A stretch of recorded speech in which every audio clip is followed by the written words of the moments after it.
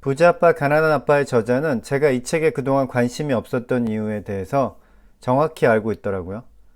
저자는 이렇게 말합니다. 돈에 대해서 관심을 갖는 것이 악한 것이라는 사람들의 편견이 널리 퍼져 있다고요? 맞습니다. 저도 그런 생각을 가지고 있었어요. 이 책을 통해서 제 선입견이 깨진 것은 아닙니다. 사실 먼저 제가 가지고 있던 돈에 대한 선입견에 금이 갔고, 그래서 이 책을 읽을 수 있었습니다. 부자 아빠 가난한 아빠는 워낙 유명한 베스트셀러라서 제목을 자주 들었습니다. 그래서 제목을 듣고 책의 내용을 짐작해 보기도 했습니다. 아마도 부자 아빠가 되라고 주장하면서 어떻게 하면 부자 아빠가 될 수 있는지 그 방법에 대하여 알려주는 책이라고 생각을 했어요. 그런데 책 내용은 저자의 아빠 이야기였습니다. 이론서라기보다는 아빠에 대한 자전적 에세이라고 설명하는 게 더 적절할 것 같습니다.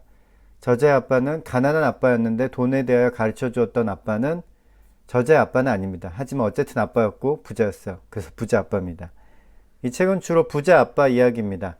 가난한 아빠를 비판하려고 이 책을 쓴 게 아니라 부자 아빠의 가르침을 전달하려고 이 책을 쓴 겁니다. 400쪽이 넘는 두꺼운 책이지만 내용은 한 문장으로 요약할 수 있습니다. 그것은 바로 자산소득을 만들어라. 소득은 크게 두 가지로 나눌 수 있습니다. 하나는 노동소득이고 다른 하나는 자산소득입니다.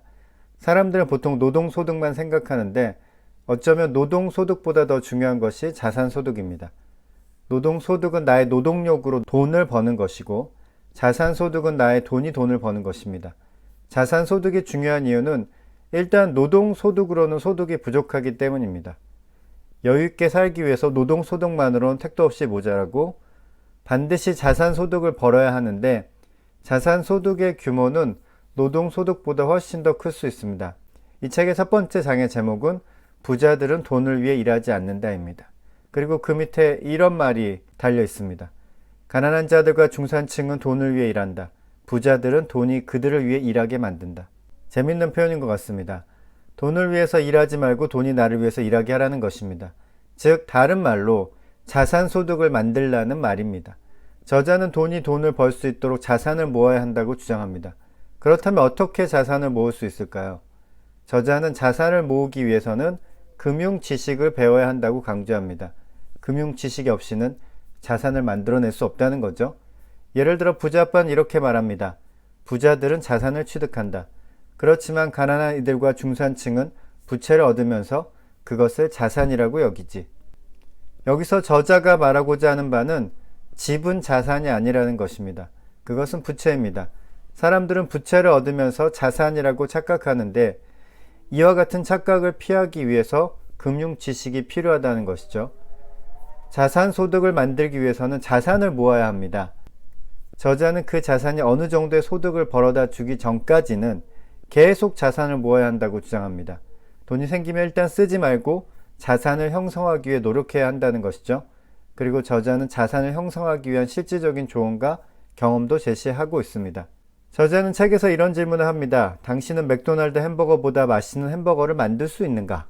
아마도 맥도날드 햄버거를 먹어본 사람들 중 대충이라도 요리를 할 줄 아는 사람이라면 그렇다고 대답을 할 사람이 많을 것 같아요. 그런데 맥도날드보다 맛있는 햄버거를 맥도날드만큼 팔 수 없는 이유는 무엇인가? 라고 저자가 묻죠. 즉 맛있는 햄버거를 만드는 것과 햄버거를 잘 파는 것은 다른 문제라는 것입니다. 우리는 보통 햄버거를 맛있게 만들면 사람들이 알아서 사서 먹을 것이라고 생각하기 쉽지만 실제로는 그렇지 않습니다. 아무리 맛있는 햄버거를 만들었다고 하더라도 판매에는 실패할 수 있습니다. 즉 맛있는 햄버거를 만드는 데 신경을 쓰기도 해야 하지만 어떻게 팔 것인가에도 관심을 기울여야 한다는 말입니다. 이와 같이 세일즈와 마케팅의 중요성을 역설합니다. 베스트셀러 작가가 되기 위해서는 어떻게 해야 할까요? 위대한 책을 쓰기 위해서 노력하는 것도 필요하지만 저자는 세일즈와 마케팅을 배우라고 조언합니다. 자산을 형성하기 위한 저자의 조언 중 기억할 만한 것이 하나 있어서 더 소개를 하자면 안전한 투자를 선호하며 돈을 벌 수 없다는 것입니다. 이와 같은 저자의 주장은 일반적인 조언과는 다르죠. 달걀을 한 바구니에 담지 말고 여러 바구니에 나눠 담으라는 것은 투자에 대한 기본 원칙과도 같은 것이라고 저는 알고 있었는데요. 그는 반대로 말합니다.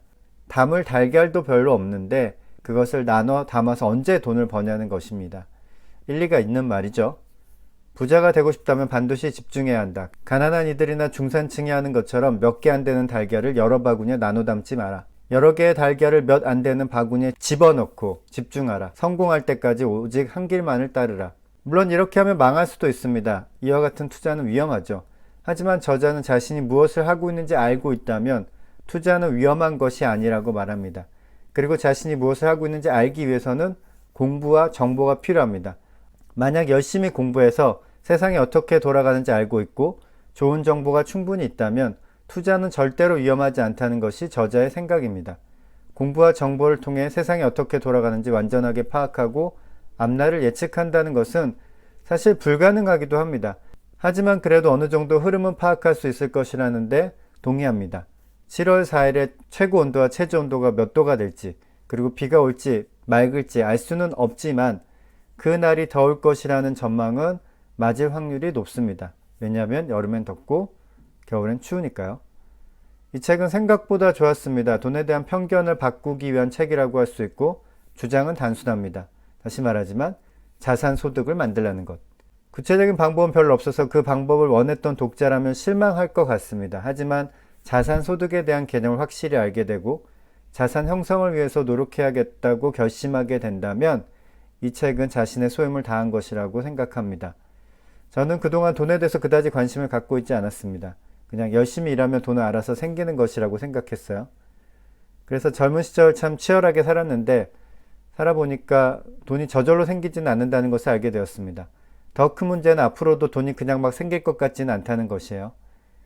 그리고 또 다른 문제도 있는데 젊었을 때처럼 기운이 넘치지도 않는다는 것입니다. 나이가 들수록 사람의 기력은 점점 쇠해지죠. 노동의 강도를 높여서 먹고 살 만큼 넉넉하게 돈을 버는 것은 젊었을 때도 어려운 일이지만 나이가 들면 들수록 더 불가능한 일이 될 수밖에 없습니다. 부자가 되면 좋을 것도 같지만 저는 부자가 되고 싶은 생각은 별로 없어요. 그저 먹고 살 만큼 벌고 싶은데 노동 소득만으로는 그게 어렵다는 것을 인정하게 되었습니다. 물론 앞으로 좋은 세상이 오면 노동 소득만으로 충분히 생계 유지가 가능할 수 있을지도 모르겠습니다. 하지만 그런 세상이 요원해 보입니다. 그렇다면 어쩔 수 없이 저자가 말한 대로 자산 소득을 만드는 것이 현실적인 방법이 될 수 있을 것 같습니다. 결론은 이 책은 나쁜 책이 아닙니다. 돈을 사랑하라는 것이 아니에요. 돈에 대해서 공부하라는 것이죠. 그래야 돈 때문에 곤란한 일이 생기는 것을 막을 수 있으니까요. 부자 아빠, 가난한 아빠였습니다.